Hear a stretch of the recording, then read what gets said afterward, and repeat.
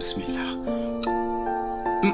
Ya, assalomu alaykum. Yaxshi keldingizmi? Nechta non bering? 4 ta non bering. Xo'p bo'ladi. Menga ham 4 ta non berib yuboring. Xo'p bo'ladi, hozir. Mana akajon.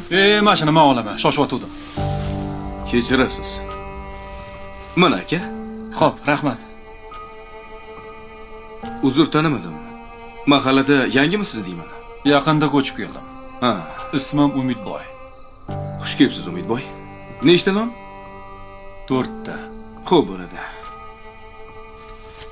Endi Umidboy, sir bo'lmasa, qayoqlarga yo'l oldingiz? Shu mahallada Rustamboy degan bir yigit bor ekan.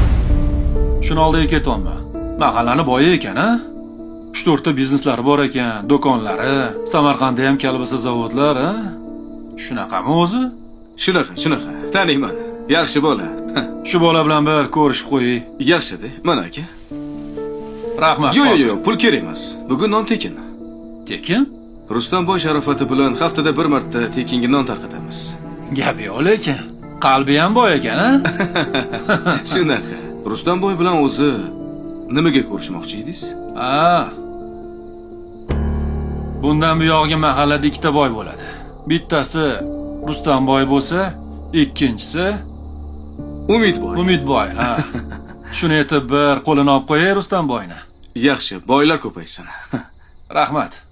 Sog' bo'ling. Rustam aka, siz Samarqanddan so'rashyapti. Berchi. Eshitaman.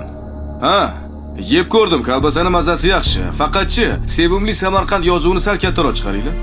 Keyin ruxsat. Va sotuvga chiqarsanglar bo'ladi. Xo'p.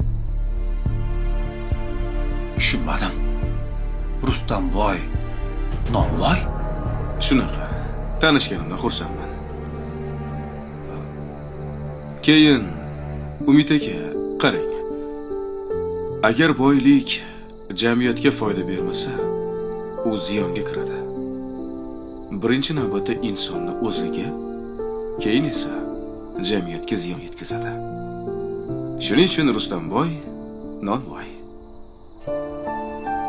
Rahmat. Tanishganimdan xursandman. Xush kelibsiz.